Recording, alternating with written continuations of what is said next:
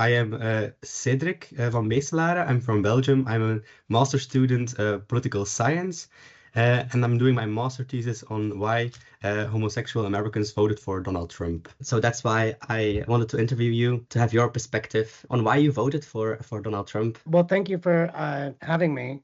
Thanks for reaching out to me and inviting me to do this with you. If you would describe Donald Trump as president of the United States, how would you describe him?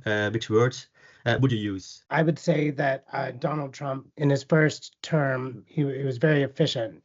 When he speaks, when he says that he's going to do something, he does it. And so now in his second term, we've achieved more in the 2 months that he's been president than the prior administration did in 4 years. We are now facing a stronger economy. Our borders are secure, and we have better public safety now with the secured borders and the removal of some people that were causing problems and using our social welfare system. If you could use 3 words, that's Donald Trump as president, which words would you use exactly? I would say efficient, family-oriented, and a strong leader. Can you tell me how you first came into contact with Donald Trump as a politician? Well, Donald Trump has been a successful businessman and a celebrity in the United States since the 80s. And so I think most Americans were aware of who he was prior to his announcement of running for office. And my first introduction to him was he's written books. He's got about 8 books, and so I've read those. And then he's on television. He had successful television program.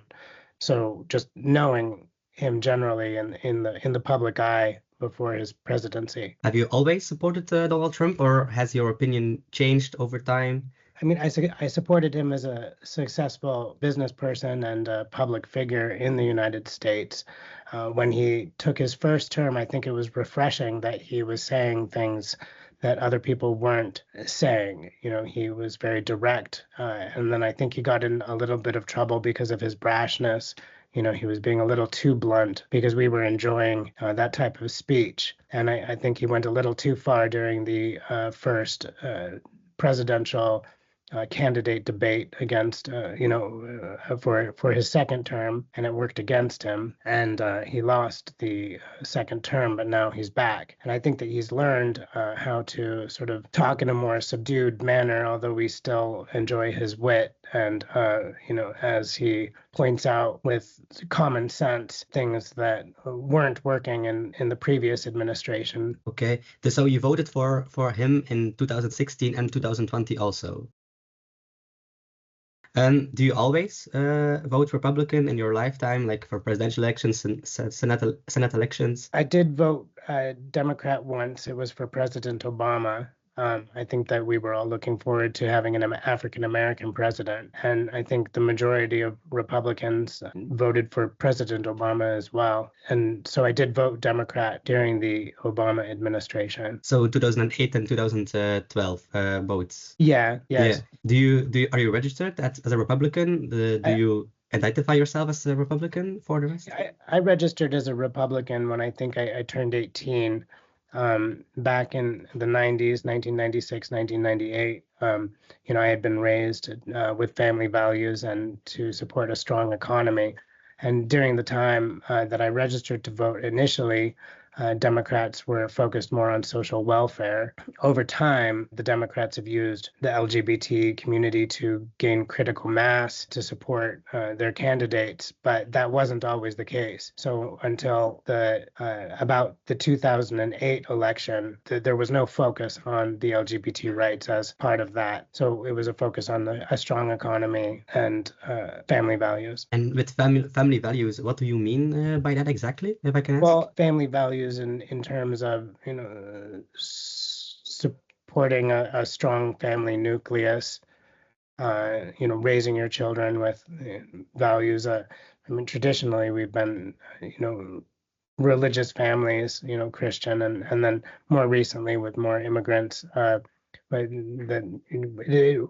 we always support all religions, but family values, mother, father, children, and then now we have gay marriage, and so it could be, the mother, father could be any combination of that really. But raising your children is what I mean by family values. Okay, so for you, it doesn't matter, woman, man, the family values is not related to same-sex couples and opposite couples. It just means by for you raising your children correctly and Christian, if I understand it No, I correctly. mean just No? traditionally, I think that that's what the American people would have meant, Yeah. prior to, more religious groups having a stronger voice here in the community, but we've got Jewish and Muslim and I don't know all of the religions, but or maybe you don't even have a religion, but family values, taking care of your family and making sure that they're supportive and supported. Okay, great. So you voted for Donald Trump. Do you see differences between the Republican Party and Donald Trump himself? Do you separate them, or because a lot of people say that Donald Trump took over the Republican Party. So do you see them differently, Republican Party and Donald Trump? Well, I think that definitely he came out of left field. He wasn't a politician, he was a business. And so he sort of took on a new persona for the Republican Party that we hadn't seen before because he wasn't in the political realm as such. And then Republicans traditionally have supported a strong economy, which includes free trade. And now with the new tariffs that imposed by the Trump administration, we see a restriction on free trade. But what we're looking forward to is a stronger domestic economy here in the United States. So now we're going to go back to manufacturing in the United States. Our farm workers are going to provide food to the United States people rather than exporting, unless the tariffs are lifted. So we still support a strong economy, but I think that he's diverged a little bit by imposing the tariffs. You think the difference is more on his character, on the way he's doing politics? Is that the difference you see between Republicans generally and Donald Trump? The way that he did politics is a little bit different. In his first term, he brought in a lot of people. Like he brought in his son Jared Kushner to run some international policies. Have you read that? Did you read this?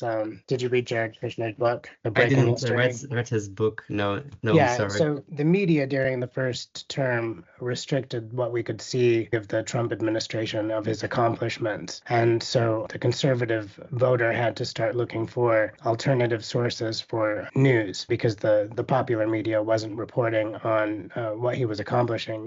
For example, the Arab Accords. We didn't really hear about until it happened, until there was already a flight from Israel into the United Arab Emirates over Saudi Arabia, which hadn't occurred, shaving 4 hours off of the flight. And so we didn't hear about that until afterward. So we had to start reaching out and looking for books like the one written by Jared Kushner to understand fully what had been accomplished during the Trump administration. So yeah, I think that it's a little different that he approached these things in a way that didn't really align with public media.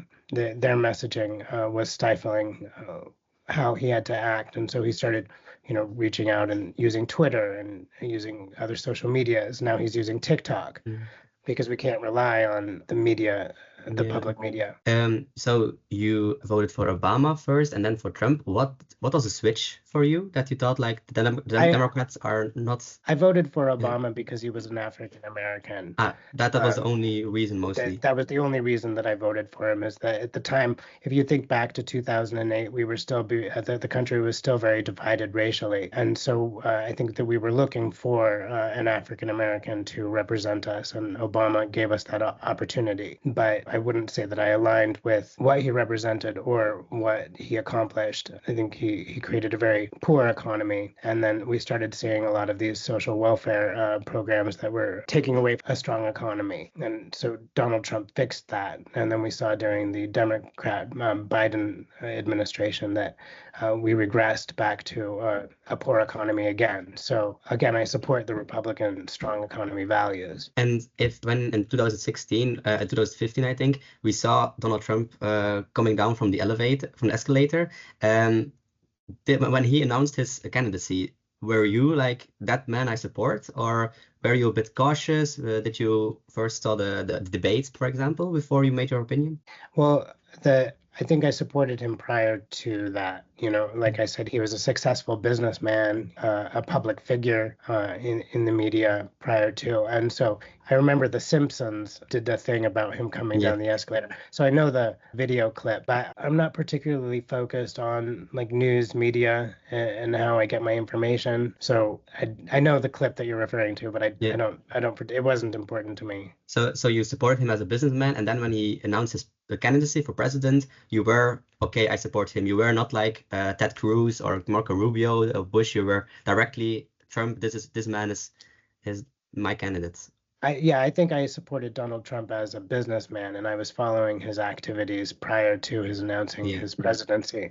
And so when he announced, then I was very excited to see that he did that. I think that we supported him, but it didn't really seem real until he won, and which is why I think that he kind of went a little overboard with the way that he was speaking to the public. He was saying a lot of things that we were thinking that nobody had said publicly, and all of a sudden he started speaking about things that we wish that people were saying. And so I think he was surprised that he won the first presidency. And then, then we started getting the liberals creating riots around that almost immediately. If you look at the succession of events, when Donald Trump won the first time, we started getting all of these riots in the United States, and they were blaming the Republicans. And then when Biden won the presidency, the riots completely stopped. So that's how we know that the Democrats were fueling the riots.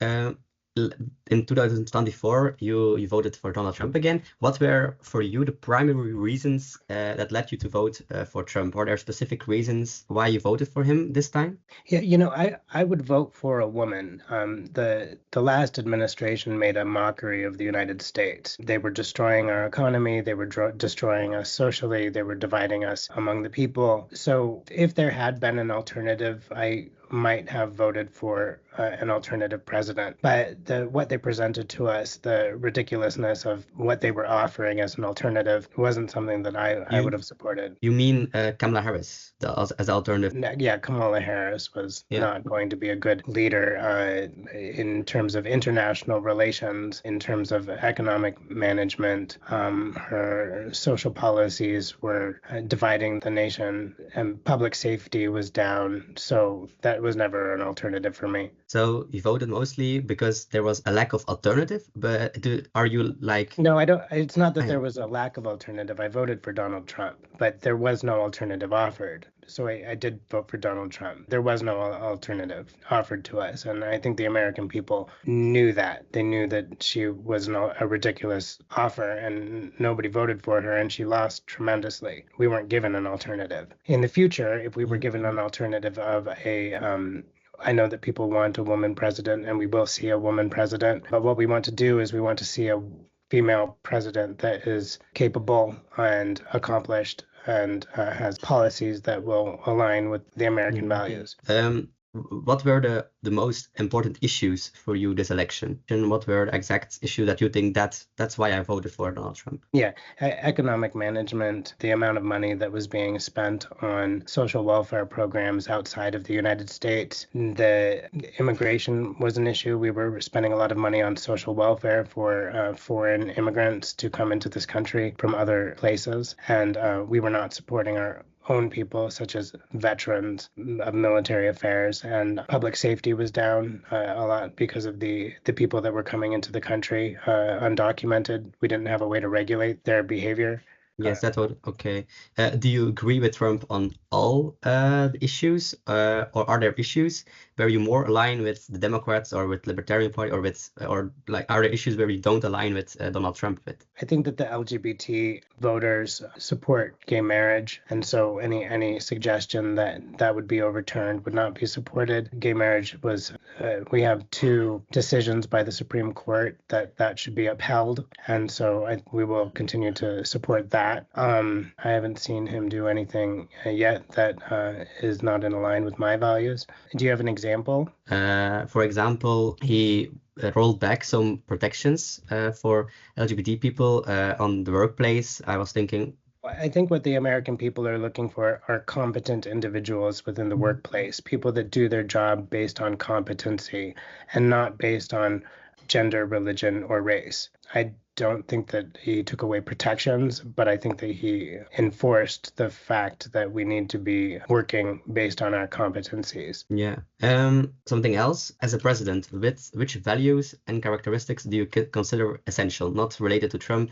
If you think about a president, a good president, what characteristics should he or her have? Yeah, I think good international relations. We see that his diplomacy with the international community is in good health, especially the Arab communications. So when we're looking at Israel and Arab relations, we need to be making sure that he or the president will handle that, that we get so much oil from them that we need to be importing, and the same thing with China and Korea. We need to have good Chinese relations. So foreign policy, international relations are important. Economic policies, being able to carry out the strong economy. So yeah. It's just like for a president, do you think that the president needs to be a strong leader or has to be empathic? Like, which characteristics do you think a president should have in general? And nobody's questioning Donald Trump's empathy. The people that he's reached out to that were hurt during the Biden administration, women that were attacked, children that were attacked. What's interesting about him is that he talks so openly about what he's doing that we don't really have any question about where he's at or what he's doing at any given time. Other presidents didn't speak to the American people as frequently as he does, which has been a nice change, that we're able to see what he's doing at any given moment, who he's talking to, who he's working with. Yeah. If you can give 3 characteristics of Trump that you think are positive, what characteristics would you give? He's definitely a strong family man. You see that his entire family stands behind him at any given moment. Melania Trump doesn't get as much coverage in the media as the things that she's accomplishing as well. The work that Jared Kushner did during the first presidency, and then the work that his wife and his children do. So family values is good. I think that he obviously is a strong businessman, so his economic values are in line. And then he's a good negotiator internationally. Okay. Do you think there are some negative traits about Trump? Because often he's criticized because he's very blunt, like his approach to Greenland or making Canada the 51st state. Some people think that's a bit too blunt, too harsh. What do you think of? I think that he learned during his first presidency and during the second campaign that he needs to soften his tone. And I think that we've seen the result of that. He has learned to, he's speaking to the masses now. He's speaking to all of the Americans. Initially, I think that he was being very blunt because he was trying to garner the support of the Republicans. But I think that we enjoy the directness in which he speaks. And Greenland is an interesting because of if you look at the history of Greenland and the countries that have had Greenland under its control, Portugal, and I think who they had that before that, it was sort of flip-flopped back and forth, and now Greenland is its own. But we have to remember that when he reaches out to Greenland, it's an invitation to join the United States. He's inviting them to do that. So that would be a decision that they make on their own. Okay. And can you find negative traits of Trump? Like, I don't want to say something negative about Trump. Of course not. It's just it's difficult to see someone as perfect. Like, are there some things about Trump now that you think, that I'm a bit less positive about? No. Okay. In his first term, you had the Trump tax cuts. What was your opinion about that and about his economic proposals in general? Yeah, I think that the tax cuts are going to be supported by all American people. That he's looking at removing the income tax. I live in a state that doesn't pay income tax, so if he's going to remove that from everybody across the board, I don't know how that will affect our economy. I assume that it's going to mean that Americans have more money to spend on their individual needs, their family, groceries, gas, but we'll be putting less money into the government. But what he's done is he's doing research. He's investigating where money is being misspent within the government from the previous administration. So we're finding just a checklist of all these monies that are being spent on things that the American people really don't need nor support. And we just didn't know that the monies were going into those areas. Okay. And some the Democrats always criticize Trump because they think he will cut Medicaid, Social Security, and everything. Do you support, like, for example, also the Affordable Care Act, the Obamacare, and all those things? Are you in support of them, or? The Social Security, he found people that aren't living that are receiving Social Security checks. There were millions of people receiving Social Security checks that weren't living, so we don't know where that money was going. And we're investigating right now to find out who is in receipt of the money for Social Security numbers that belong to people that are not living in the United States. So cutting Social Security benefits, we're actually going to have more money than we did. So I don't see that as a problem. I think that what people found was that the requirement for insurance, and we'd have to have insurance, but what we found is that the Obamacare actually made it unaffordable for Americans with families to pay for insurance. It was so highly priced that we couldn't afford to pay for that, and it was required by law that we have it. And so under the Trump administration, we were able to find our own insurance and buy from free market insurance agents. Okay. Are there other policies from his first administration that you are a big fan of and that led you to support Trump more? The Arab Accords was a really big one.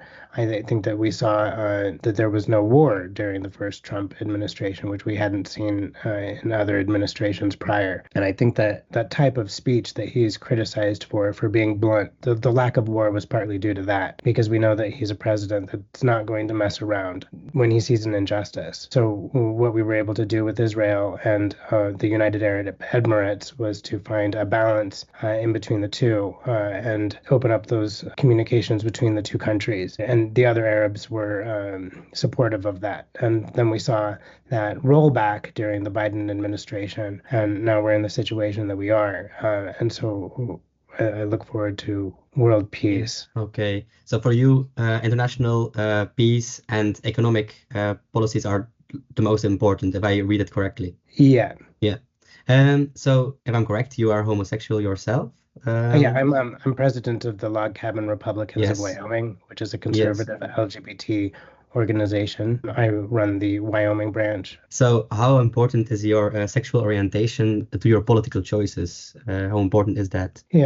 Again, when I registered to vote in 1996, it wasn't really on the table. We didn't see it becoming such an issue until Hillary Clinton needed to combat the African American caucus that Obama was receiving the vote for. So in 2008, Hillary Clinton started showing up at gay pride parades, and she was using our population to gain critical mass. And so the younger population that hadn't voted prior to that time didn't know about the history of that politician and supported her. But the older gays that were affected by her policy making and her husband's policy making prior to 2008 were not in support of being used to gain critical mass within the voting population. It really didn't start coming into an issue where we were being used as political pawns until about 2008.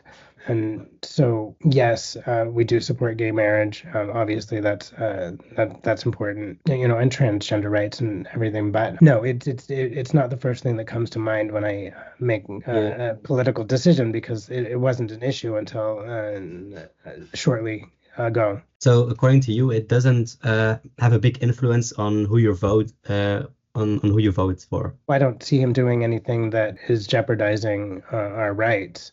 So I'm focused on the. Yeah. Okay. And if someone openly criticizes the same-sex marriage and same-sex adoption and everything, would you consider not voting for the Republican candidate or for the Democratic candidate because he or she is opposed to same-sex marriage? I don't see that being an issue because of the Supreme Court decisions that have upheld same-sex marriage. I think that the gay rights issue that has come to a head recently is the use of lobbyist groups to approach our children around the age of 11 to 14. I think that the majority of the people in the United States voted against an administration that was doing that. And so, what do you mean with lobbyist groups? groups with children? Do you mean brainwashing them or anything like that? Or what do you mean with that? Well, if you were going to approach an 11-year-old child in a group within the school system and make a suggestion to them that they should be inclined to behave in a certain way, and you funneled money through an organization, a corporation, to promote that, that's what I mean by a lobbyist group approaching children. When you start opening up the corporate documents for the groups that are talking about equal rights, then we start to see where the money's coming from and how they're funneling money into these corporations. Now, when those lobbyist groups approach children within the school to indoctrinate them with an ideology, that is what we're opposed to. Okay. And you think the Democrats are supporting that? I don't think it. I know it. If you look at the financial documents for the corporations that are the lobbyist groups promoting that, you can see the documents in public record. Okay. So you believe that Trump is an ally for the LGBT community and will defend LGBT rights, if I'm correct? Well, Donald Trump was the first American president to appoint an openly gay person to his cabinet. There was also the introduction of, he provided a medication called, well, I don't know if it's a medication called PrEP to low-income people in low-income areas. He made it free so that they could get that because he was finding that the HIV/AIDS epidemic was coming from lower income economies within the United States. And so he provided that to them. And yeah, I don't see him having a problem. He wants people to be efficient. And so those are the people that he aligns himself with, are people that do the job well, stay focused, and focus on a strong economy. Yeah. In 2024, only 12% of the LGBT community voted for Donald Trump and 86% for Kamala Harris. How do you view that? What is your opinion on that? I don't know where you got that number. It's an NBC poll because at the exit polls, they could say that if they are gay, transgender, and who they voted for.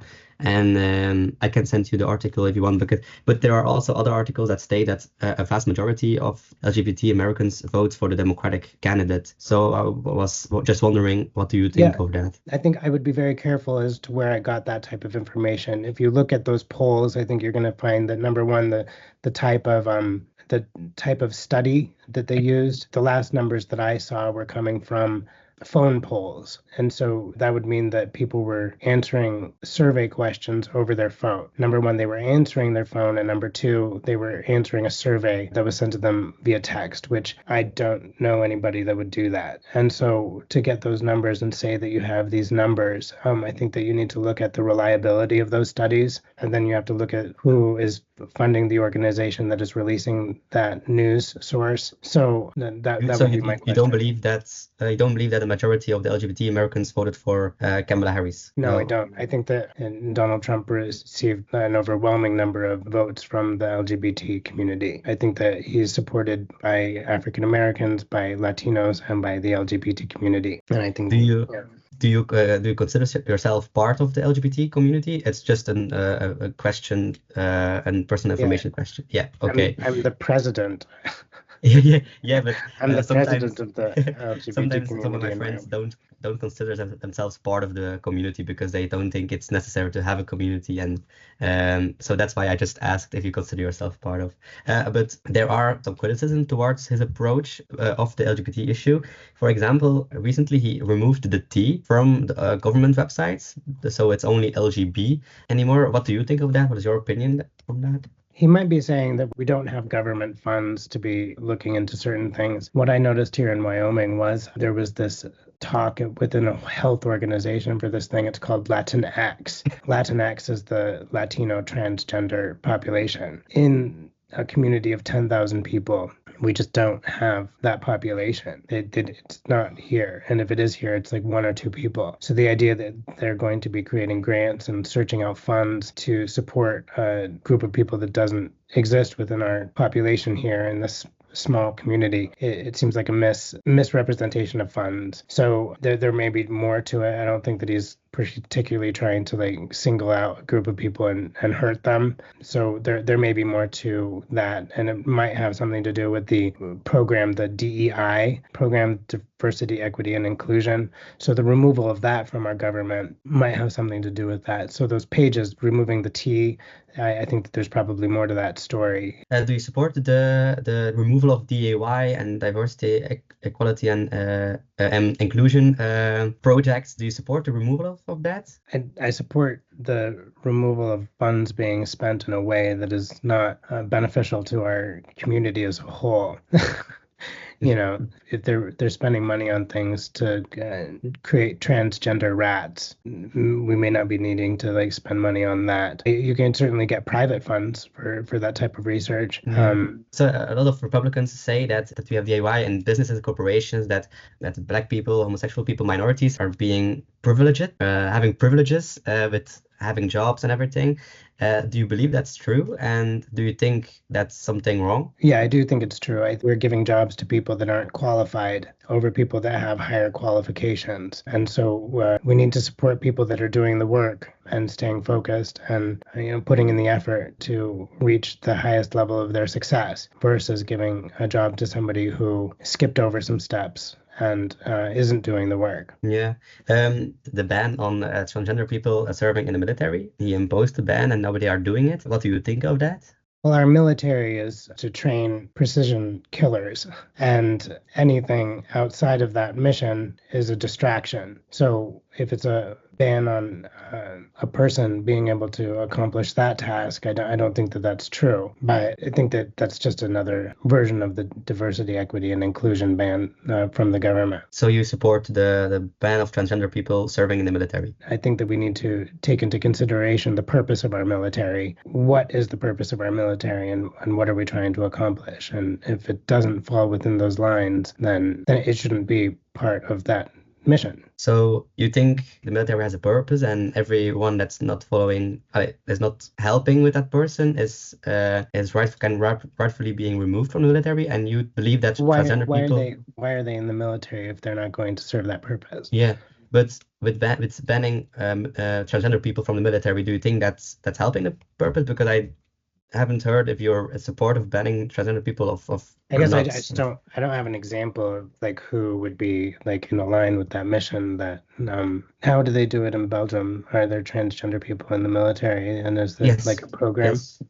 Yes, there are transgender people in the program, and there is no problem with that here in Belgium. But that's why I want to ask you, because you supported transgender rights, but banning transgender people from the military, it's maybe a bit of a contradiction. That's why I just wanted to ask how you view that. We might be confusing transgender rights with the way that it was being presented to us by the prior administration. So there might be a little too much focus on the wrong things when it comes to transgender rights, and that might be something that we need to develop over time, is like how we approach that. And how do you view transgender rights, if I can ask? Is it supporting that they can change their sex on the identity card from man to female? Is it that kind of rights you talk about? Yeah, I mean, if you need to change your identity on your identification card, I don't see a problem with that personally. I think that there is an issue when we're not unable to identify what gender that person is in terms of enforcement of regulations. If we can't enforce a regulation because there's some sort of confusion, we need to figure that out. Yeah. And this was recently in the last weeks in Oklahoma, for example, some Republicans openly stated that they wanted to overturn Obergefell, the Supreme Court decision on same-sex marriage, and we see that in a couple of other states that some Republicans wants to overthrow same-sex marriage. And do you feel completely accepted by the Republican Party if you hear those things and hear those Republicans speak? Well, I would point out that the Democratic caucus is actually very bigoted as well. So I wouldn't put racism under an umbrella of Democrat or Republican. What we have is a federal government that has upheld same-sex marriage across the board. And so what you're seeing in the individual states is an individual group of people that are trying to promote their agenda. And that would probably be a lobbyist group again. Yes, but the thing is, in the Democratic Party, there are no people nowadays that propose legislation to ban same-sex marriage. I don't think that any individual group would get the support that's necessary to overturn that decision that was upheld in the Constitution. So I'm not particularly worried about that. Do you think it's so you feel fully accepted by the Republican Party? By the Republican Party, for sure. Absolutely. For sure. The Republican Yes. Party. I'm fully supported by the Republican Party. Yeah. The Democrats have an agenda that I don't really think that they're that interested in LGBT rights. I think that they're using us as pawns in a critical mass play. I think that we're going to find that certain individuals are benefiting from corporate decisions within the government, and we're going to find that they're gleaning monies out of the services we're providing. Okay. So I think I have the questions I wanted to ask you. Are there anything other that you wanted to tell me about your support for Trump that would help me? Did you reach out to Neil J. Young? Yes, I think I sent him an email. Yeah, and he is also a gay Republican. So you should see this book. Okay. Yeah, really, thank you for telling me that.